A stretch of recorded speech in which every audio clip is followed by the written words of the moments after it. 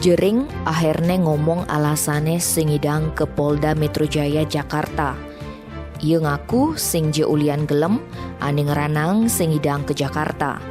Tapi ulian ngelah riwayat medis sakit jantung ajak hepatitis ane mekade sing dadi mempaksin. Jering ideh apang Adam Deni ane dadi pelapor sing mendikte penyidik. Apa buin? Jering ngaku subuh komunikasi tiap wai ajak penyidik untuk pemeriksaane.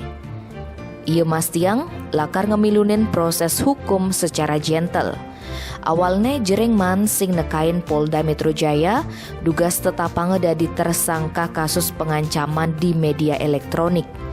Jering sing nekain pemeriksaane ane jadwalange Senin 9 Agustus ulian masalah kesehatan.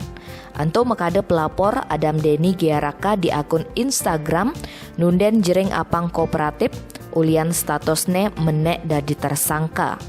Adam Deni yakin menbuin Jering mekelit nekain ke Polda Metro Jaya bisa papagine langsung ken penyidik Polda Metro Jaya.